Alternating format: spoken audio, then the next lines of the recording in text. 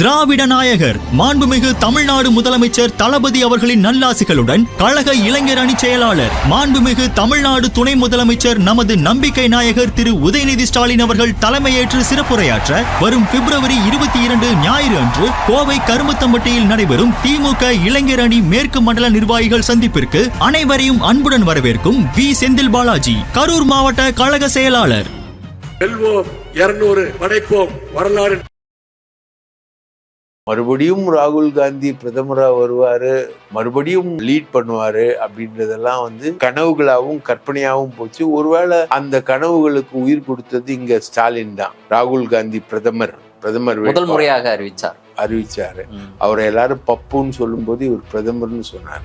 OPS சொல்லுவாங்கல்ல, பல குளங்கள்ல தண்ணி காட்டினவர். அவரோட மெயின் அஜெண்டா எடப்பாடியை டிஃபீட் பண்ணும், அதிமுகக்குள்ள போகணும். அதான் அவருடைய அஜெண்டா. அதிமுக கூப்பிட்டா போயிடுவாருன்றீங்களா? இல்ல, அதிமுக கூப்பிட்டா போவாருன்றது இல்ல. அவரோட ஏம் அதுதான். அவருக்கும் சசிகலாவுக்கும் இருக்கிற ஒரே ஏம் அதுதான். அது நடக்கலைன்னா 2 பேரும் சேர்ந்து எடப்பாடியை ஒரு 40-50 தொகுதியில தோக்கடிச்சிருவாங்க. பெரிய ஸ்பாயிலர் சசிகலா. அவங்க அந்த அம்மா நின்று தனியாலாம் ஜெயிக்கிறதெல்லாம் கிடையாது. ஆனா அந்த அம்மாவோட கம்யூனிட்டிக்குள்ள அந்த அம்மா யாருக்கு ஸ்பாயிலர்? ஏடிஎம்கே கூட்டணிக்கு பெரிய. அதை அவர் காம்பன்சேட் பண்ண மாட்டாரா? டிடிவி தினகரனுக்கும் சசிகலாவையும் கம்பேர் பண்ணா Sasikala is the master role. நீங்க ஒரு வண்டிக்கு என்ஜினையும் ஹெட்லைட்டையும் கம்பேர் பண்ணீங்கன்னா எது மாஸ்டர்? என்ஜின் தான், ஹெட்லைட் கிடையாது. விஜய் அப்படின்ற ஒரு ஃபேக்டரை பார்த்து இன்னைக்கு வாய்ந்ததனுடைய வெளிப்பாடு தான் தேமுதிக ஓபிஎஸ் போன்ற நபர்களை உள்ளே அழைத்ததற்கு காரணம் அப்படின்ற ஒரு கருத்து முன்வைக்கப்படுது. நீங்க எப்படி பாக்குறீங்க? திமுகவை டிஃபீட் பண்ணணும்னா திமுக மாதிரி ஒரு கட்சி வரும். திமுக சமூக நீதி, இடஒதுக்கீடு, பாஜகவுடைய கொள்கைகளுக்கு எதிராக சனாதனத்துக்கு எதிராக நிற்கக்கூடிய கட்சி அப்படின்னு சொல்லிட்டு அதுக்கு நிறைய கிரெடென்ஷியல்ஸ் இருக்கு. ஆர்டிகல் 370 ஸ்பீடான வேகம், ராமர் கோவில் கட்டின வேகம், யூனிஃபார்ம் சிவில் கோடை பல மாநிலங்கள்ல கொண்டு வந்த வேகம், எஸ்ஐஆர், சிஏஏ, என்ஆர்சி, இதெல்லாம் நம்ம பார்க்கும்போது இதுக்கெல்லாம் கடிவாளம் போட்டு அவனை பிஜேபியை நிறுத்தி வைக்க முடியும் அப்படின்றது ஒரு கட்சிக்கு இருந்ததுன்னா அது திமுக. இந்த ரசிகர்கள் தான் தமிழ்நாட்டோட தலையெழுத்தை தீர்மானிப்பாங்களா? வாய்ப்பே இல்லை. எவ்வளவு பார்த்துருப்பீங்க நீங்க, எவ்வளோ பொலிட்டிக்கல் ஸ்பெக்ட்ரம் அனலைஸ் பண்ணியிருப்பீங்க. ரசிகர்கள்ன்றது ஒரு ஃபேக்டர் தான், நம்ம அது இல்லைன்னு சொல்ல. ஆனா அவங்க தான் தமிழ்நாட்டு தலையெழுத்தை தீர்மானிப்பாங்களா? அவங்க தான் முதலமைச்சரை உருவாக்குவாங்களா?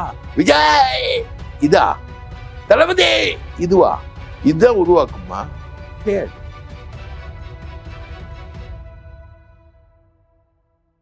அரண்சை நண்பர்களுக்கு வணக்கம். அரண்சை ஊடகம் சுயேட்சையாக இயங்குவதற்காகவே உருவாக்கப்பட்டது. நாம் செய்கிற வேலை உண்மையிலேயே மக்களுக்காக செய்கிறோம் என்பதை நீங்கள் நம்பினால், வாய்ப்பு இருந்தால் இந்த ரேசர் பே QR கோடுக்குள்ளே நீங்கள் அதை ஸ்கேன் பண்ணி எங்களுக்கு உங்களால் இயன்றதை விருப்பம் இருந்தால் ஆதரவு தெரிவிக்கலாம். வணக்கம், இது அரண்சை. நான் ஹசீஃப். இன்று நம்மோடு மூத்த பத்திரிகையாளர் தாமோதரன் பிரகாஷ் இணைந்திருக்கின்றார். அவரை வரவேற்போம். வணக்கம். வணக்கம் மூத்த பத்திரிகையாளர் தோழர் ஹசீஃப் அவர்களே. வணக்கம். தமிழ்நாட்டை பொறுத்த வரைக்கும் திமுக கூட்டணிக்கு இந்தியா முழுவதும் ஒரு பெயர் இருக்கிறது. என்னன்னா, கொள்கை அடிப்படையில் அமைந்த ஒரு பலமான கூட்டணி. இந்தியா கூட்டணி பல்வேறு மாநிலங்கள்ல இருக்கிறாங்க. காங்கிரஸ் இருக்குது, மற்ற மாநில கட்சிகள்லாம் இருக்காங்க அந்தந்த மாநிலங்கள்ல. தமிழ்நாட்டிலையும் காங்கிரஸ், மற்ற மாநில கட்சிகள், திமுக தலைமையில இங்க ஒரு கூட்டணி இருக்கு. இந்த கூட்டணிக்கு மற்ற பிற மாநிலங்களை விட இந்த கூட்டணி பெருமையாக பேசப்படுவதற்கான காரணம் கொள்கை ரீதியாக பலமாக அமைந்த கூட்டணி அப்படின்றதான் பேசப்பட்டு வந்தது. இந்த சமயத்தில் இந்த கூட்டணிக்குள்ள 2 புதிய வருகைகள், ஒன்று தேமுதிக, இன்னொன்று ஓபிஎஸ். இவர்கள் இணைவது அப்படின்றது ஏற்கனவே கூட்டணி ஒரு பலமா இருக்கு, கொள்கை ரீதியாக இருக்கு. இந்த 2 பேரும் ஏற்கனவே வெளிப்படையாக பாஜகவை ஆதரித்தவர்கள்.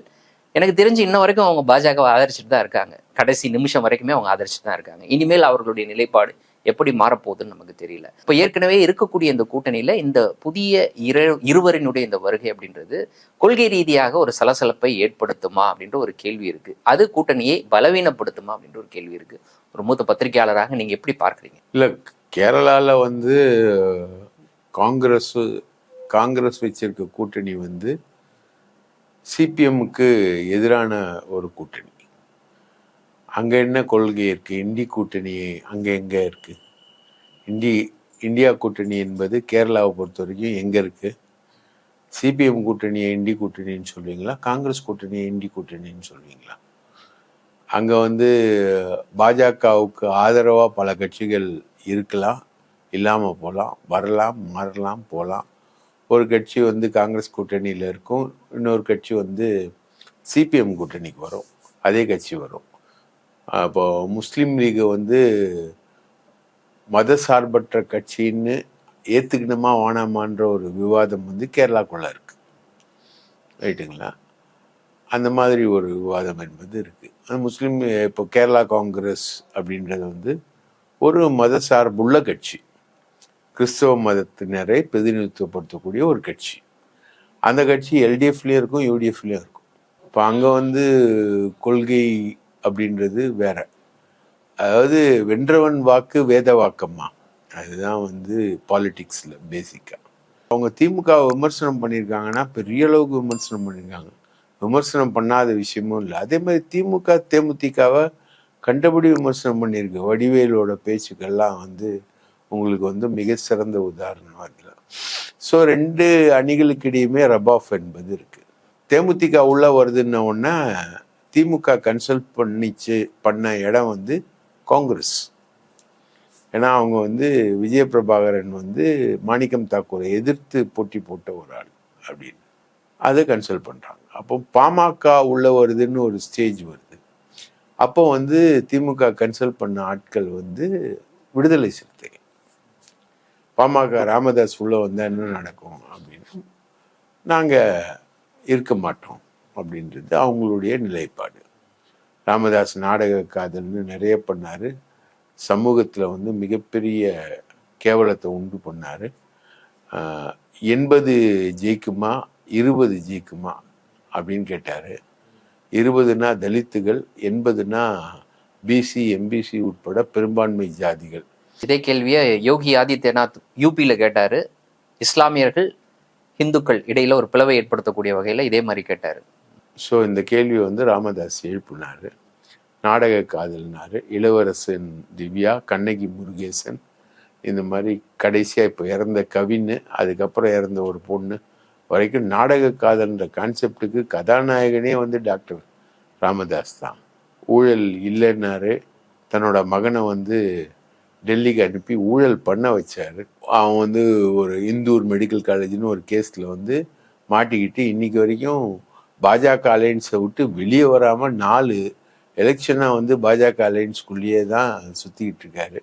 அந்த அளவுக்கு ஊழல் வழக்கில் சிக்கி சின்னாவினமான ஒரு மகனை கொண்டு வந்தார். இப்போ அந்த மகன் வந்து இவரை முதுகில் குத்துறான். இந்த சண்டைக்குள்ளே நம்ம ஏன் போனோம் அப்படின்ட்டு தான் விடுதலை சிறுத்தைகளுடைய நிலை. விஜய் அலையன்ஸுக்கு ராமதாஸ் போகும்போதும் அதான் பிரச்சனை.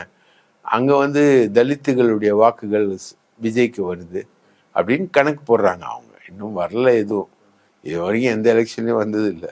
எந்த எலெக்ஷனாகவும் நின்றுந்தா தானே தெரியும். தலித்து வாக்குகள் வராது அப்படின்ற ஒரு பொசிஷன். ராமதாஸ் எங்கே போனாலும் தலித் வாக்குகள் வராது. அதனால அவங்க திமுக வந்து விடுதலை சிறுத்தைகளை கன்சல்ட் பண்ணாங்க. சரி, அப்போ தேமுதிக உள்ள வர்றதுக்கு முன்னாடி காங்கிரஸை கன்சல்ட் பண்ணிச்சா திமுக? ஆமா, கன்சல்ட் பண்ணாங்க.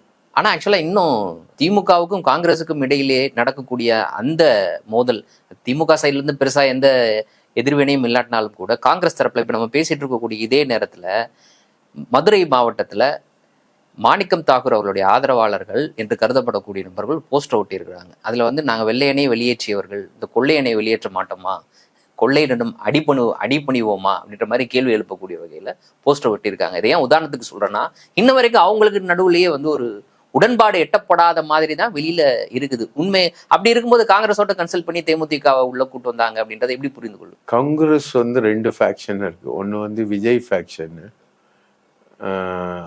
ராகுல் காந்தியுடைய ஒரு ஃபேக்ஷன் ஒன்று இருக்கு. ஓ, அந்த மாதிரி 2ஆ பிளந்து இருக்கக்கூடிய அளவுக்கு வந்து அது போயிடுச்சா? அந்த அளவுக்கு இருக்கு. பிராக்டிக்கலா அதான். சோனியா காந்தி கார்கே ஃபேக்ஷன் ஒன்று இருக்கு. ராகுல் வந்து இதை வழக்கம் போல டெஸ்ட் பண்ணிட்டு இருக்காரு. அவர் எல்லா மாநிலங்கள்லையும் டெஸ்ட் பண்ணுவார். அதே மாதிரி தமிழ்நாட்டிலையும் டெஸ்ட் பண்ணிட்டு இருக்காரு. தேஜஸ்வி யாதவை டெஸ்ட் பண்ணி தோக்கடிச்சே தூக்கி போட்டார். 60 சீட்டு கேட்டு அது கொடுத்து அதில் போட்டி வேட்பாளர்களை போட்டு நிற்க வச்சு இவங்களே சுயேட்சையாக நின்று எல்லா வேலையும் பார்த்து தேஜஸ்வி யாதவை வீட்டுக்கு அனுப்பிச்சிட்டாங்க. ஜெயிக்க வேண்டிய இடம் பீகார், தோத்து போயிடுச்சு. நிதிஷ்குமார் வந்து நல்லவர் ஆயிட்டார், 3வது முறை சிஎம் ஆகிறார் அவர். ஸோ அந்த வேலையில பார்த்ததுல முக்கியமான பங்கு காங்கிரஸ்க்கு உண்டு. அங்கே பங்காலில் கிட்டியே சேர்க்க மாட்டாங்க. பங்காலில் மம்தாவை எதிர்த்து சிபிஎம்மோட கூட்டணிக்கு போனாங்க. இப்போ சிபிஎம் கூட்டணியிலேருந்து விலகி நிற்கிறாங்க. மம்தா கூப்பிட மாட்டாங்க. அகிலேஷ் யாதவ் கிட்ட கூட சேர்க்க மாட்டார் யூபியில். ரைட்டுங்களா? யூபி போயிடுச்சு, பீகார் போயிடுச்சு, ராஜஸ்தான் மத்திய பிரதேசத்தில் இவங்க தான் மெயின். ஆனாலும் இவங்க தேர மாட்டாங்க. திக்விஜய் சிங்னு ஒரு கிட்டத்தட்ட ஆர்எஸ்எஸ்கார் மாதிரி இருக்கக்கூடிய ஒரு ஆள் கூட நீ அந்த அவங்க ராமருக்கு கோவில் கட்டுவேன்னா ஒரு சீதைக்கு கோவில் கட்டுவேன்னு திக்விஜய் சிங், காங்கிரஸ் சீதைக்கு கோவில் கட்டுவேன். ஸோ கிட்டத்தட்ட இந்துத்துவா மாதிரி இருக்கக்கூடிய ஒரு ஆளோட உக்காந்துக்கிட்டு அவங்க விளையாடிக்கிட்டு இருக்காங்கன்னு வச்சுக்கோங்களேன். அப்புறம் சச்சின் பைலட் இப்போ அவர் கூட சொல்கிறார் இல்லையா, காங்கிரஸ் வந்து அதிகாரத்தில் பங்கு கேட்பது தவறில்லை அப்படின்னு. எங்கேருந்து வருது குரல்? ராஜஸ்தான்லேருந்து வருது, சச்சின் பைலட் அங்கேருந்து. ஸோ அதுதான் அவர் ஆல்மோஸ்ட் பாஜக போனவர்.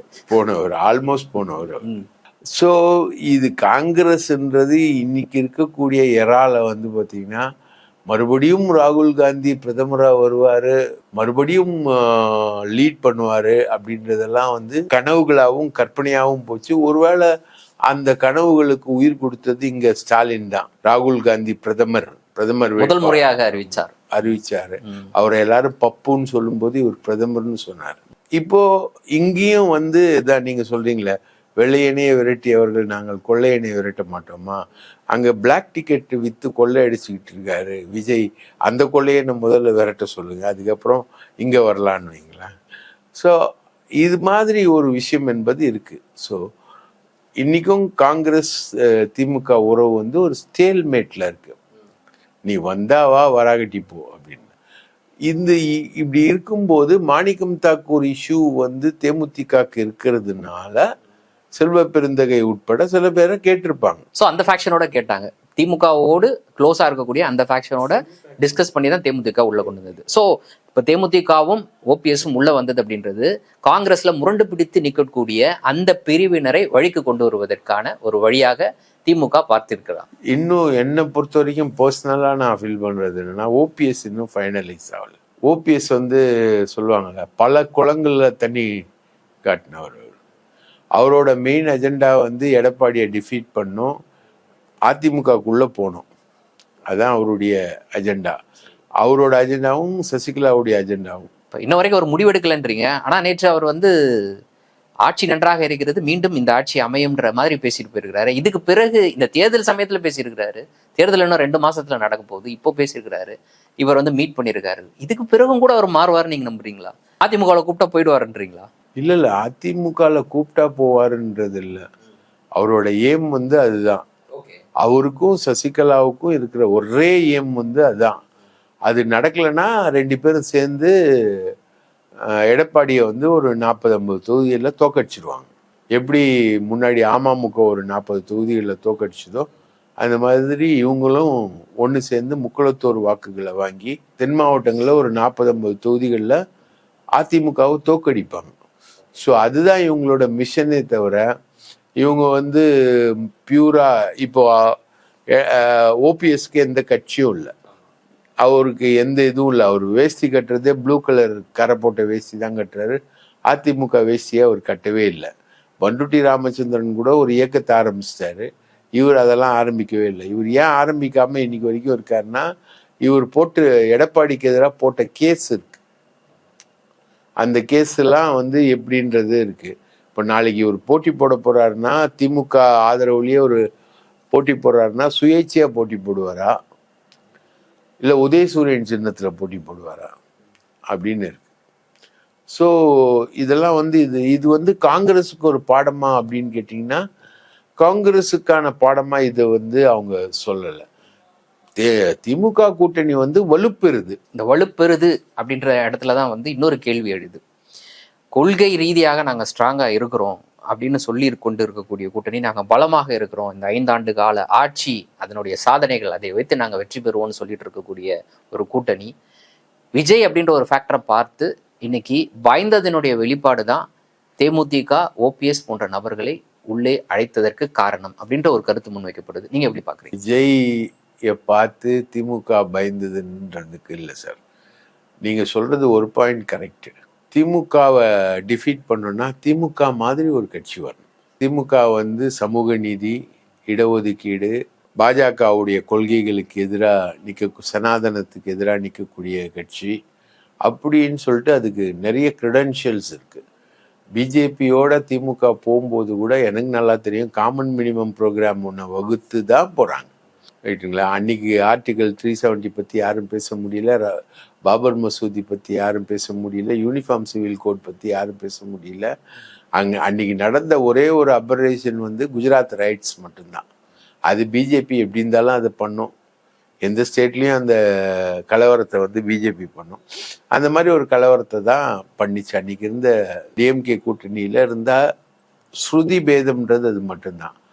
ஆனால் அந்த பிஜேபியே கடிவாளம் போட்டு இன்னைக்கு ஆர்டிகல் 370 ஸ்பீடான வேகம், ராமர் கோவில் கட்டின வேகம், யூனிஃபார்ம் சிவில் கோடை வந்து பல மாநிலங்களில் கொண்டு வந்த வேகம், SIR, CAA, NRC இதெல்லாம் நம்ம பார்க்கும்போது இதுக்கெல்லாம் கடிவாளம் போட்டு அவனை பிஜேபியை நிறுத்தி வைக்க முடியும் அப்படின்றது வந்து ஒரு கட்சிக்கு இருந்ததுன்னா அது திமுகவுக்கு தான். திமுக மட்டும்தான் அது பண்ணிச்சு. அப்போ இடதுசாரிகள் பிஜேபி ஆதரிக்கல.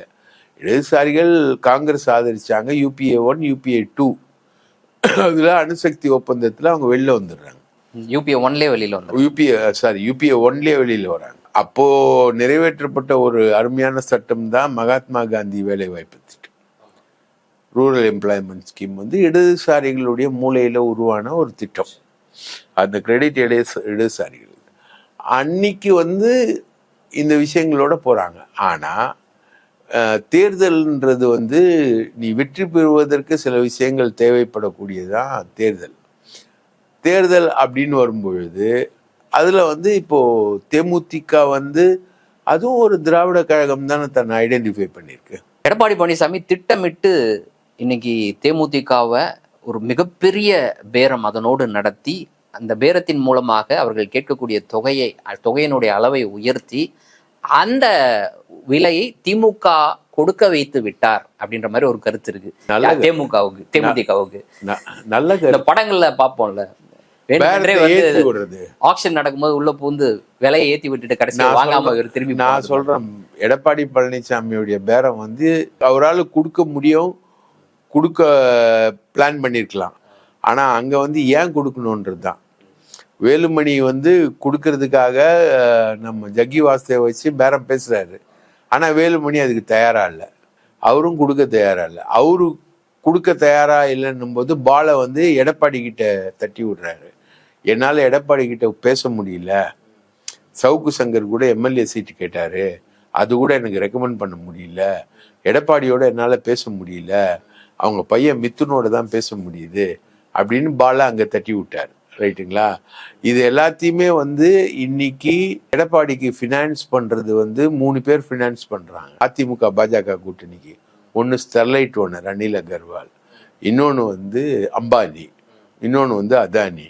அம்பானி வந்தார்னா எல்காட் உட்பட இன்ஃபர்மேஷன் டெக்னாலஜி எல்லாத்தையும் அவர் எடுத்துப்பாரு. அதானி வந்து ரோட்ல இருந்து ஹைவேல இருந்து மிதக்கிறது வரைக்கும் எல்லாத்தையும் எடுத்துப்பாரு. இதுதான் அவங்களுடைய பிளானு.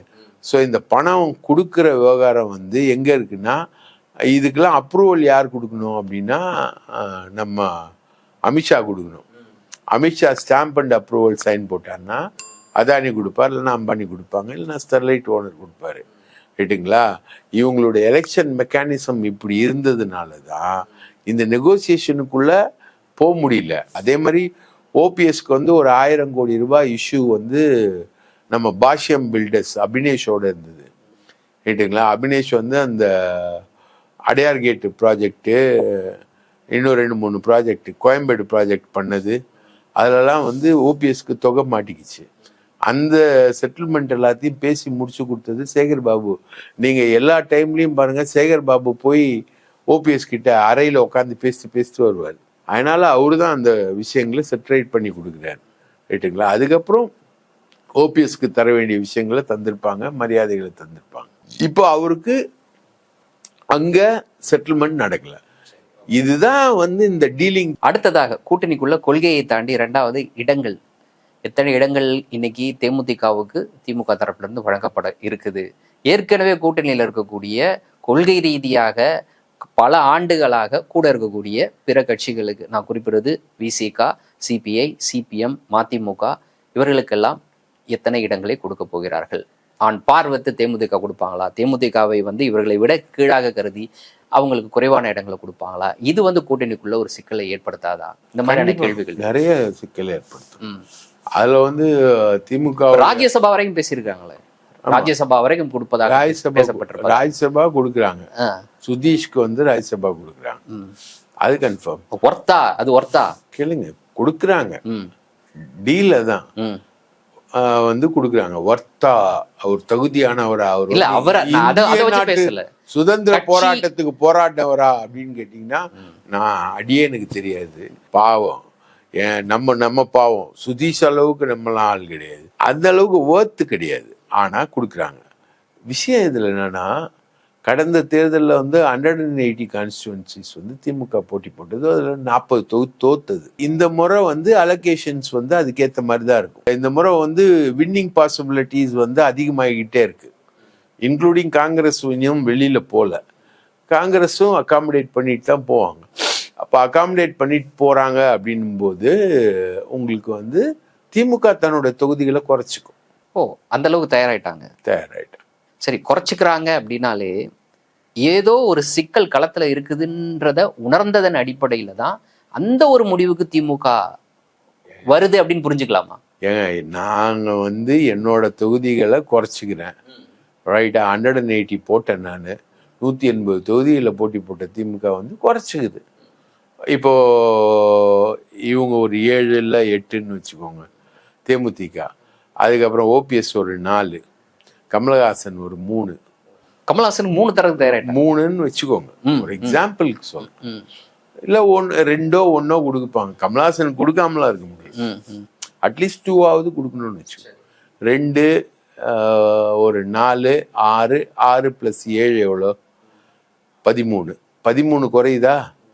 இந்த 13 வந்து ஏற்கனவே பிளான் பண்ண அந்த அஜெண்டால குறையுமா?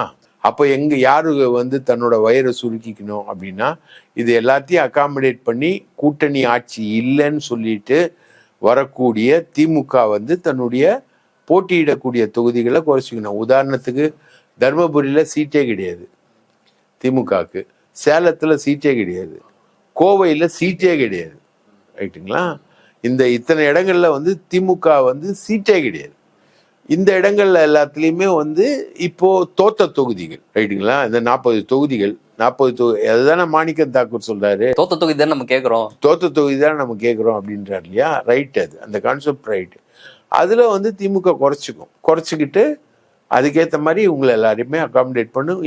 காங்கிரஸை பொறுத்த வரைக்கும் 28 தொகுதிகள் இந்த எடுத்துக்கோ, சரி, அக்செப்ட் பண்ணிட்டு. நீங்க சொல்றீங்க புதுசா வர்ற கட்சிகளுக்கு இப்படியாக தன்னுடைய இடங்களை வந்து திமுக கொடுக்கறதுக்கு வாய்ப்பு இருக்குன்னு. இப்போ ஏற்கனவே ஆண்டு கணக்குல நாங்க இருக்கோம், போன தடவை போட்டிட்டு அதே தொகுதியா எங்களுக்கு கொடுப்பீங்களா அப்படின்ற ஒரு கேள்வியை ஏன் விசிகா வைக்காது, ஏன் வந்து 2 கம்யூனிஸ்டுகள் வைக்க மாட்டார்கள், மதிமுக ஏன் வைக்கக்கூடாது? அதற்கு என்ன பதில்? அவங்களுக்கும் தொகுதிகளை கூட்டி கொடுப்பாங்க. சோ அப்படி பார்க்கும்போது இன்னமும் குறைவான இடங்கள்ல திமுக போட்டியிடும் அப்படின்றீங்களா? ஆமா. சோ அந்த இடத்துலதான் இந்த கேள்வி எழுது, எதற்கு அப்படியாக தன்னை விட்டு கொடுத்து இவ்வளவு பேர் அகாமடேட் பண்ணணும்ன்ற அவசியம் எங்க இருந்து வருது? களத்துல ஏதாவது பிரச்சனையா? களத்துல பிரச்சனை இல்லைங்க, ஒரு கவர்மெண்ட் இருக்கு, அதுக்கே ஒரு ஆன்டி இன்கம்பன்சின்றது ஒண்ணு வந்து இயற்கையா இருக்கும். நீங்க களத்துல எல்லாம் புதுசாலாம் கண்டுபிடிக்காதீங்க. களம்னு நான் சொல்றது விஜயா, விஜய் ஒரு ஃபேக்டரே இல்லைங்க. விஜய் வந்து எப்படிப்பட்ட ஃபேக்டர்னா, திமுக வந்து 10 ஓட்டுல ஜெயிக்குதுன்னா விஜயால 7 ஓட்டுல ஜெயிக்கும், இல்ல 6 ஓட்டுல ஜெயிக்கும். அந்த வின்னிங் பெர்சன்டேஜ் இருக்க மார்ஜினை கம்மி பண்ணுவார். அதே வேலையை யார் முன்னாடி பண்ணிட்டு இருந்தாங்கன்னா நாம் தமிழர் வந்து அவங்க 8.3% வாங்குறாருன்னா அவர் எங்கேருந்து வாங்குறாரு? போன நாடாளுமன்ற தேர்தலில் 18.1% வந்து பிஜேபி வாங்கிச்ச, அவங்க எங்கேருந்து வாங்குறாங்க? களத்துல இருந்து தானே வாங்குறாங்க. அங்கே களம் தானே டிசைட் பண்ணுது. 18% அவர் வாங்குறாரு, இவர் 8.3 வாங்குறாருன்னா 2 சேர்த்தா 26% வருது இல்லை? 26% டிசைட் பண்ணி 26% போக தானே அதிமுக வாங்கிச்சு, அது போக தானே திமுக வாங்கிச்சு. நடந்து முடிந்த பாராளுமன்ற தேர்தலில் கிட்டத்தட்ட ஒன்லி 7 கான்ஸ்டிடுவன்சிஸ் மட்டும்தான் வந்து அசம்பிளி வைஸ் வந்து அதிமுக லீட் எடுத்தது. பாக்கி எல்லாத்துலேயும் திமுக தானே லீட் எடுத்தது. அப்போ இந்த ஓட்டுக்கள் பிரிஞ்சு தானே திமுக ஜெயிச்சுது. 18 + 6 26, ரைட்டுங்களா? இப்போ அது வந்து இப்போ உங்களுக்கு பிஜேபி வாங்கின ஓட்டுக்கள்லாம் இப்போ அதிமுகவோட சேர்ந்துருது, ரைட்டா? அவங்க ஒரு அலையன்ஸா வராங்க, அது ஒரு ஓட்டை பிரிக்கும். சசிகலா ஒரு ஓட்டை பிரிப்பாங்க. சசிகலா ஃபார்ம் பண்ற அலையன்ஸ் வந்து ஒரு ஓட்டை பிரிக்கும். சசிகலா அலைன்ஸ்லாம் ஃபார்ம் பண்ணுவான்றீங்க? சசிகலா வந்து போட்டி போட்டு கூட்டம் போட்டு போட்டி போட்டு அந்த முக்குளத்தோர் வாக்குகள்ல ஒரு சரிவை ஏற்படுத்துவாங்க. கட்சி உருவாக்குறாங்கன்றீங்க? கட்சியை உருவாக்க மாட்டாங்க, கட்சியெல்லாம் உருவாக்குற மாதிரி. சரி, அவங்க வந்து ஒரு பிளவை வந்து அதிமுகவுக்கு ஏற்படுத்துவாங்க. ஒரு 40 தொகுதிகளில் தோக்கடிப்பதற்கான சசிகலா வந்து பெரிய ஸ்பாய்லர் சசிகலா. அவங்க அந்த அம்மா நின்று தனியாலாம் ஜெயிக்கிறதெல்லாம் கிடையாது. ஆனால் அந்த அம்மாவோட கம்யூனிட்டிக்குள்ள அந்த அம்மா வந்து யாருக்கு ஸ்பாய்லரு? ஏடிஎம்கே கூட்டணிக்கு பெரிய. அதை அவர் காம்பன்சேட் பண்ண மாட்டாரா? டிடிவி தினகரனுக்கும் சசிகலாவையும் கம்பேர் பண்ணா Sasikala is the master role, ரைட்டுங்களா? நீங்க ஒரு வண்டிக்கு என்ஜினையும் ஹெட்லைட்டையும் கம்பேர் பண்ணீங்கன்னா எது மாஸ்டர்? என்ஜின் தான், ஹெட்லைட்டு கிடையாது. ஹெட்லைட் இல்லாமல் கூட ஓட்டின்னு போயிடலாம் பகலில், என்ஜின் இல்லாமல் ஓட்ட முடியுமா? என்ஜின் தான். அப்போது சசிகலா என்ஜின். ஸோ அவங்களுடைய 24ஆம் தேதி பிளானிங் இருக்குது, அவங்களுடைய விஷயங்கள்லாமே பெரிய அளவுக்கு இருக்குது. டிடிவி தினகரன்லாம் ஒன்றும் கிடையாது. அவங்களோட பிளானிங்கே என்னென்னா, போன தடவை 40 தொகுதியில் வந்து அமமுக தோக்கடிச்சதுன்னா அதுக்கு பின்னாடி இருந்தது சசிகலாவும் தினகரனும். இப்போ நீங்கள் ஒரு ஸ்பாய்லரை மட்டும் நீங்கள் உங்கள் அணியில் சேர்த்துட்டீங்க. இன்னும் அவரோட சொத்துக்கள் எல்லாமே சசிகலா கிட்ட தான் இருக்குது. சசிகலாவும் தினகரனையும் நீங்கள் பிரிக்கவே முடியாது, எல்லாம் ஒரே குடும்பம். So Sasikala is a force. இந்த மாதிரி ஸ்பாய்லர்ஸ் வந்து நிறைய பேர் இருக்காங்க. அதில் விஜய் ஒரு ஆள். ஓ, விஜய் ஒரு ஸ்பாய்லரா ரெடியூஸ் பண்ணிட்டீங்களே? ஆமாம், அவ்வளோதானா? அவ்வளோதான், அதுக்கு மேலெல்லாம் ஒன்றும் கிடையாது. அவருன்னு முதலமைச்சரா? ஸ்பாய்லரா ரெடியூஸ் பண்ணிட்டீங்களே. அவரு முதலமைச்சரா இல்லை எதிர்கட்சி? அவர் பேரை சொல்லிட்டு இருக்க சார். போட்டியே வந்து திமுகவுக்கும் தாவேகாவுக்கும் தான் எல்லாம் சொல்லலாம் சார். அப்போ அஜித் ரசிகர்கள்லாம் எங்கே சார் போனாங்க? நான் 30 வருஷமா உள்ள இருக்கேன். அப்போ 30 வருஷமா அஜித் இல்லையா? ரஜினியும் கமலும் புது படத்துக்கு ப்ரொமோ விட்டோன்னு பிச்சுக்கிட்டு போகுது. ரஜினி இல்லையா? கமல் இல்லையா? யார் இல்லை? எல்லாரும் இருக்காங்க. நீ சினிமா வச்சு வந்தீங்கன்னா உனக்கு தாத்தாலாம் இருக்காங்க சினிமாவில். எஸ்.ஏ. சந்திரசேகரன் குடும்பம் தான் வந்து எலிசார் டங்கன் குடும்பமா? அவர் வச்சு தான் சட்டமா? எம்ஜிஆர் எங்க, ஜெயலலிதா எங்க, கலைஞர் கருணாநிதி வசனம் எழுதுனது எங்க? திமுக எத்தனை வருஷமா ஒவ்வொருத்தன் வீட்டுக்குள்ளேயும் இருக்கு. நீ 30 வருஷமா சார் இருக்கீங்க. திமுக எத்தனை வருஷம் சார் உள்ள இருக்கு? பவள விழா பாப்பா, நீ பால்வாடி டப்பா, நீ வந்து பவள விழா பாப்பா. நீ ஒண்டி. நம்மளோட கான்செப்ட் என்னன்னா, நீ வா, நல்ல கொள்கைகளோட வா. இன்னைக்கும் சிபிஐ கரூர் கேஸ்ல டெல்லியில கோர்ட்ல பிரஸ் பண்ணாம இருக்கு. கரூர்ல விஜய் கிட்ட நடத்திய விசாரணையில அதை சுப்ரீம் கோர்ட்ல சப்மிட் பண்ண வேண்டிய சிபிஐ வந்து சப்மிட் பண்ணல, அட்ஜர்ன்மெண்ட் கேட்டுக்கிட்டு. அப்போ உனக்கும் பாஜகவுக்கு என்ன அண்டர்ஸ்டாண்டிங்கு? நீ கேட்ட அருண்ராஜை விட்டு சொல்ற பாஜக எங்களுக்கு அழுத்தம் கொடுக்கிறது. அப்போ என் கேள்வி என்னன்னா, ஏன் சிபிஐ வந்து டெல்லி சுப்ரீம் கோர்ட்ல, அதுவும் சுப்ரீம் கோர்ட் மானிட்டர்ட் கேஸ், அதுக்குன்னு ஒரு எஸ்ஐடி வேற இருக்கு, கரூருக்குன்னு எஸ்ஐடி இருக்கு, சுப்ரீம் கோர்ட் மானிட்டர்ட் கேஸு. நீ கூப்பிட்டு விசாரிச்சிருக்க, விஜய் வரைக்கும் விசாரிச்சிருக்க, ரிசல்ட்டை ஏன் சிபிஐ இன்னைக்கு வரைக்கும் சப்மிட் பண்ணல? உனக்கும் அவங்களுக்கும் அண்டர்ஸ்டாண்டிங் இருக்கு. அவங்க அப்படியே பெண்டிங்கில் வச்சுருக்காங்க எலெக்ஷன் முடிகிற வரைக்கும். எலெக்ஷன் முடிஞ்ச அப்புறம் ரிசல்ட் எப்படி வருதோ அதுக்கேற்ற மாதிரி பண்ணுவாங்கன்னு வச்சுக்கோங்களேன், ரைட்டா? இன்னைக்கு வரைக்கும் அண்ணன் ஒரு வார்த்தை பிஜேபி எதிர்த்து பேசியிருக்காரா? இல்லை. ஸோ அவருக்கு ஒரு அண்டர்ஸ்டாண்டிங் இருக்கு, அண்ணனுக்கு ஒரு அண்டர்ஸ்டாண்டிங் இருக்கு. ஸோ இது இவ்வளவுதான். நம்ம ஏற்கனவே நம்ம பேசணும் இல்லையா, பெரம்பூர் சட்டமன்ற தொகுதி, ஆமா, அதுல தான் போட்டி போட போறாரு விஜய். இன்னைக்கு கூட்டம் நடந்துகிட்டு இருக்கு. பெரம்பூர்ல விஜய் போட்டி போடுறாரு, அங்க கிறிஸ்தவ வாக்குகள் இருக்குன்னு போட்டி போடுறாராம். இன்னைக்கு காலையில அந்த கருத்து கணிப்பு எடுத்தவங்களை கேட்டேன், எவ்வளவு இருக்குப்பான்னு. 25,000 பேர் இருக்காங்க விஜய்க்கு. இல்ல கிறிஸ்தவர்கள் 25,000 பேர். கிறிஸ்தவர்கள் வந்து ஏடிஎம்கேக்கும் டிஎம்கேக்கும் போட மாட்டானா, வெறும் விஜய்க்கு தான் போடுவானா. இவ்வளவுதான். விஜய்ன்றது இவ்வளோண்டு தான், இவ்வளவுதான். இன்னைக்கு வரைக்கும் ஒரு அமைப்பை உருவாக்க முடியல, கட்சி ஸ்தாபனத்தை உருவாக்க முடியல. விருப்ப மனு வாங்கிட்டு போனவன் எவனும் திருப்பி கொண்டு வந்து தரல. அதே எனக்கு புரியல. அவ்வளோ அடிச்சு புடிச்சு வந்து விருப்ப மனு வாங்கினாங்களே, ஏன் திருப்பி கொடுக்கல? திருப்பி கொடுக்கணும்னு தெரியலையோ. ஃபர்ஸ்ட் 100 ரூபாய் வாங்கினா, அதுக்கப்புறம் ஃப்ரீ ஆக்கிட்டானுங்க, விருப்ப மனு வாங்கிட்டானுங்க. திரும்ப கொண்டு வந்து கட்டினா 5,000 10,000ன்னு இது வச்சிருக்காங்கல்ல, தொகுதிக்கு ஏற்ற மாதிரி. 10,000 ரூபாய் எவன் சொந்த காசத்தை வந்து கொடுக்கறது? இவ்வளவுதான் கட்சி. இதுக்கு மேல அந்த கட்சி ஒன்றும் கிடையாது, ரைட்டுங்களா? ஒன்றும் பெருசா ஒன்றும் கிரியேட் பண்ண முடியாது. ஒரு கல்யாணத்துக்கு போய் அருண்ராஜ் தாலி எடுத்து கொடுக்குற அந்த பொண்ணு மயங்கி வந்துச்சு. 52 மரணம். அடுத்து வேலூர் மரணம் இல்லாம இருக்கணும். இந்த முறையும் மரணம் வந்துச்சுன்னு வச்சுக்கோ, அதுக்கு மேல அந்த கட்சி வந்து கூட்டம் நடத்த தடை பண்ணும். உண்மையிலேயே அந்த கட்சி இயங்குறதுக்கே தடை பண்ணும். இவ்வளவுதான். நீ இதை தாண்டிலாம் ஒன்றும் பெருசாலாம் இல்லை.